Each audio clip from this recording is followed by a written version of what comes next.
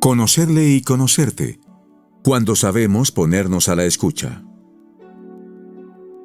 La vida de Moisés nos enseña que para cumplir la misión a la que estamos llamados, necesitamos ser transformados por el Espíritu Santo a través de la escucha de Dios en el diálogo filial con Él.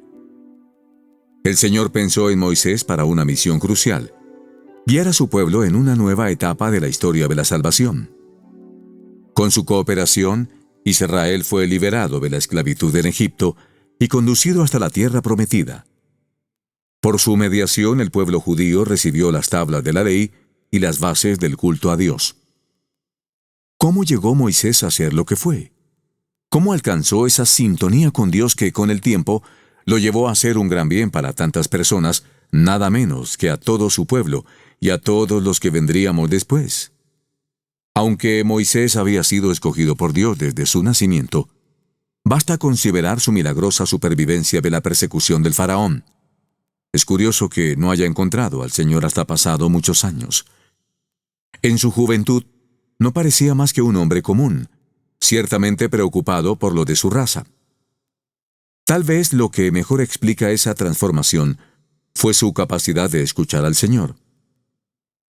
De modo semejante, para llegar a ser lo que estamos llamados a ser, también nosotros necesitamos transformarnos a través de la escucha.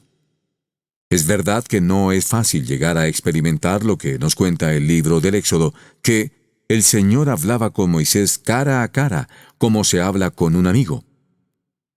Es un proceso que suele llevar años, la vida entera, y muchas veces es preciso recomenzar a aprender a hacer oración, como si estuviéramos en los inicios de nuestro diálogo con el Señor. Moisés, Moisés. Descubrir la necesidad de la oración es saber que Él nos amó primero, y que siguiendo esa lógica, también Él nos habló primero. Creó Dios al hombre a su imagen. A imagen de Dios lo creó. Varón y mujer los creó.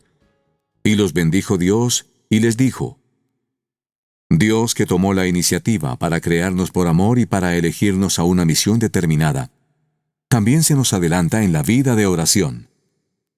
En nuestro diálogo con el Señor, es Él quien pronuncia la primera palabra. Esta palabra inicial puede reconocerse ya en el deseo de Dios que Él mismo ha sembrado en nuestro corazón y que se despierta por 1000 experiencias distintas. La primera aparición a Moisés tuvo lugar en el Horeb, también llamado el Monte de Dios. Allí el ángel del Señor se le manifestó en forma de llama de fuego en medio de una zarza. Moisés miró. La zarza ardía, pero no se consumía. Y se dijo Moisés: voy a acercarme y comprobar esta visión prodigiosa. ¿Por qué no se consume la zarza? No es mera curiosidad ante un evento extraordinario, sino la clara percepción de que algo trascendente, superior a él mismo, está sucediendo. En nuestra vida también nosotros podemos sorprendernos ante hechos que nos abren una dimensión más honda de la realidad. Puede ser un descubrimiento íntimo de algo que tal vez antes nos había pasado inadvertido. Intuimos la presencia de Dios al reconocer algunos de sus dones, o al ver cómo las contradicciones nos han hecho madurar y nos han preparado para afrontar distintas circunstancias o tareas. Puede ser también un descubrimiento en la realidad que nos rodea, la familia, los amigos, la naturaleza. De un modo u otro experimentamos la necesidad de orar, de agradecer, de pedir, y nos dirigimos a Dios. Ese es el primer paso.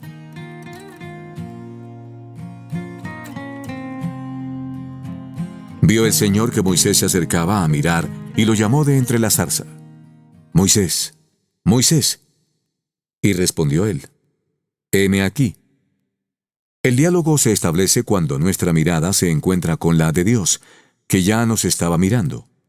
Y las palabras, si es que son necesarias, fluyen cuando dejamos que vengan primero las suyas. Si lo intentamos solos, no podremos orar. Más bien conviene poner los ojos en el Señor y recordar su promesa consoladora. Sabed que yo estoy con vosotros todos los días hasta el fin del mundo. Así pues, una fe confiada en Dios es ingrediente básico de cualquier oración sincera. A menudo el mejor modo de comenzar a orar es pedir al Señor que Él nos enseñe. Es lo que hicieron los apóstoles y es el camino que San José María nos animó a recorrer. Si no te consideras preparado, acude a Jesús como acudían sus discípulos. Enséñanos a hacer oración.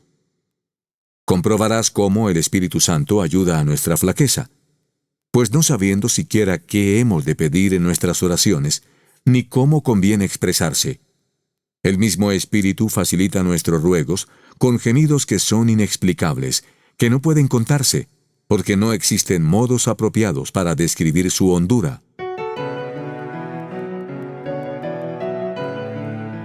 Quítate la sandalia de los pies. Al finalizar unos días de retiro espiritual, la beata Guadalupe Ortiz de Landázuri escribía a San José María: de mi trato íntimo con Dios, de mi oración, etc., ya le he hablado otras veces. Cuando pongo un poco de mi parte, el Señor me lo hace fácil y me rindo del todo. La iniciativa de la oración y la oración misma son un don de Dios. Al mismo tiempo, conviene también preguntarse qué papel nos corresponde a nosotros. El diálogo con el Señor es una gracia y, por lo mismo, no es algo meramente pasivo, pues para recibir se necesita, de alguna manera, querer recibirla.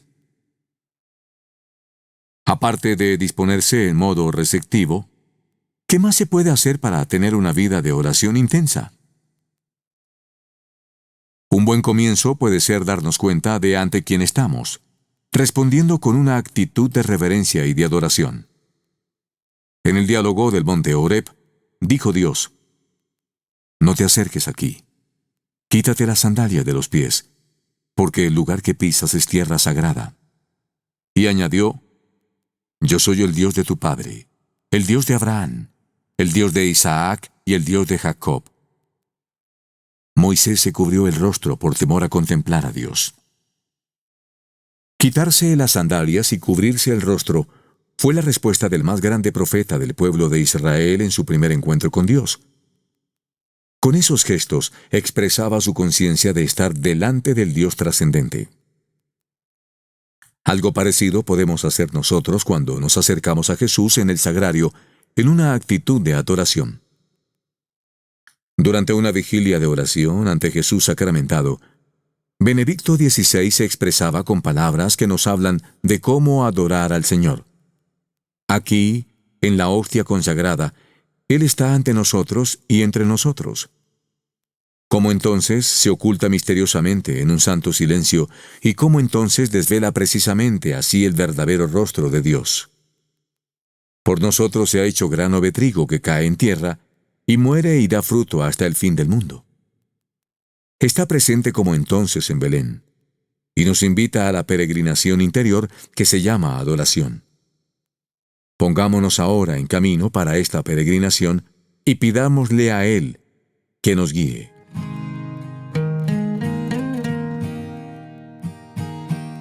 La actitud de adoración puede manifestarse en nuestra oración de distintos modos.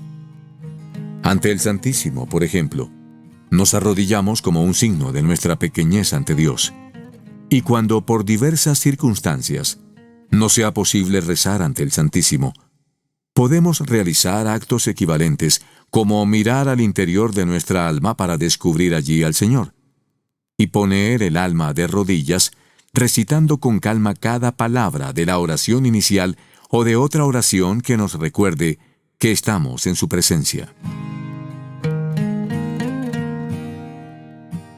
La nube lo cubrió. En un segundo momento de su diálogo con Dios, Moisés recibió las tablas de la ley. La escena es tremenda y a la vez de gran intimidad.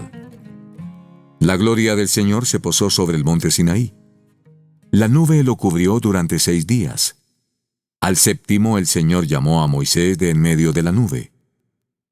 La gloria del Señor se manifestaba a los ojos de los hijos de Israel como un fuego devorador sobre la cima del monte. Moisés penetró dentro de la nube y subió a la montaña, y permaneció en la montaña 40 días y 40 noches. Esa nube, aparte de manifestar la gloria de Dios y ser figura anticipada de la presencia del Espíritu Santo, permitía un ambiente de intimidad en el diálogo entre el profeta y su Creador. Esto nos muestra que para orar es necesario ejercitarse en algunas destrezas que faciliten la intimidad con Dios: amor al silencio, exterior e interior, constancia y una disciplina de la escucha que permita percibir su voz. A veces nos cuesta valorar el silencio, y si en la oración no oímos nada, tendemos a llenar el tiempo de palabras, lecturas o incluso imágenes y sonidos. Pero es posible que, aunque lo hagamos con buena intención, de esa manera no logremos escuchar al Señor. Tal vez necesitamos una conversión al silencio, que es más que un mero callar. San José María recogió un apunte durante el verano de 1932, posteriormente recogido en Camino, que muestra de modo gráfico cómo el diálogo con Dios siempre tendrá que pasar por esta ruta. El silencio es como el portero de la vida interior. Mientras los sonidos externos y las pasiones internas nos apartan de nosotros mismos, el silencio nos recoge y nos lleva a interrogarnos sobre nuestra propia vida. El activismo o la locuacidad en la oración no nos acercan a Dios, ni nos permiten tampoco una actividad profunda. Con la agitación no queda tiempo para recogerse, para pensar, para vivir en profundidad, mientras que el silencio interior y exterior nos conduce al encuentro con el Señor, a maravillarnos ante Él. En efecto, la oración necesita un silencio que no sea meramente negativo, vacío, sino que esté lleno de Dios, que nos lleve a descubrir su presencia. Como apuntaba la beata Guadalupe, profundizar en ese silencio hasta llegar a donde solo está Dios, donde ni los ángeles, sin permiso nuestro, pueden entrar, y allí adorar a Dios, alabarle y decirle cosas tiernas. Ese es el silencio que permite escuchar a Dios. Se trata, en definitiva, de centrar nuestra atención, inteligencia, voluntad, afectos, en Dios, para dejarnos interpelar por Él. Por eso podemos hacernos las preguntas que sugería el Papa Francisco. ¿Hay momentos en los que te pones en su presencia en silencio, permaneces con Él sin prisas y te dejas mirar por Él? ¿Dejas que su fuego inflame tu corazón? Si no le permites que Él alimente el calor de su amor y de su ternura, no tendrás fuego, y así, ¿cómo podrás inflamar el corazón de los demás con tu testimonio y tus palabras?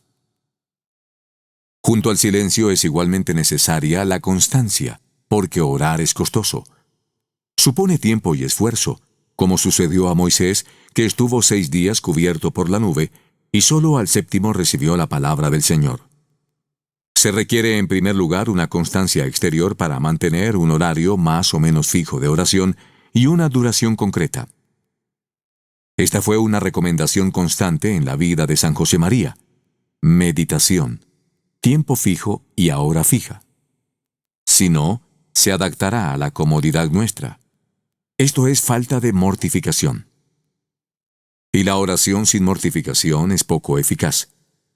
Esa constancia, si está movida por el amor, será la puerta de entrada para un trato de amistad con Dios que estará cuajado de conversación, ya que Él no se impone. Solo nos habla si nosotros lo deseamos. La constancia, por nuestra parte, es una forma de manifestar y cultivar un deseo ardiente de recibir sus palabras de cariño. Además de la constancia exterior, se requiere una constancia interior, como parte de la disciplina de la escucha. Necesitamos centrar la inteligencia que se dispersa, mover la voluntad que no termina de querer y alimentar los afectos que algunas veces no acompañan. Esto puede cansar, sobre todo si hay que hacerlo frecuentemente, porque los estímulos que nos distraen son muchos. Al mismo tiempo, La escucha disciplinada no se puede confundir con un excesivo rigorismo o con unos ejercicios de concentración demasiado metódicos, porque la oración fluye de acuerdo con muchas circunstancias. Fundamentalmente, fluye por donde Dios permite. El viento sopla donde quiere. Pero también corre de acuerdo con nuestra situación particular. A veces pasamos largos ratos pensando en las personas a quienes amamos, pidiendo al Señor por ellas, y eso puede ser ya un diálogo de amor. Algunos consejos concretos que facilitan una escucha disciplinada pueden ser: huir de la actitud multitarea para poder enfocarse y estar presente durante el diálogo, sin estar pensando en otras cosas.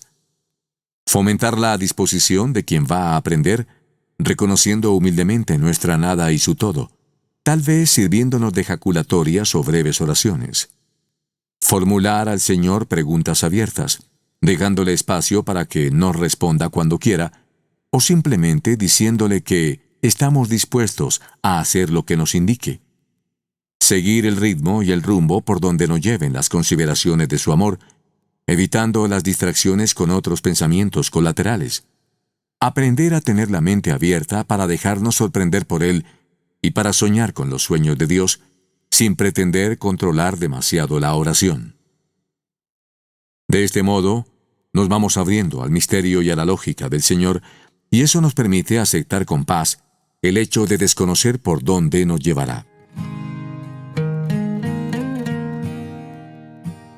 Muéstrame tu gloria. Al comenzar un rato de oración, tenemos la expectativa razonable de que el Señor nos hablará, como de hecho sucede algunas veces. Sin embargo, podría frustrarnos que al finalizar ese encuentro no hayamos escuchado nada o muy poco. En cualquier caso, es preciso mantener la certeza de que en la oración siempre hay fruto. En el monte Sinaí, Moisés exclamó: «Muéstrame tu gloria». El Señor parece que quiere colmar ese deseo. Yo haré pasar todo mi esplendor ante ti, y ante ti proclamaré mi nombre, el Señor. Porque tengo misericordia de quien quiero y tengo compasión de quien quiero. Sin embargo, sus palabras toman de golpe un cariz que podría parecer decepcionante.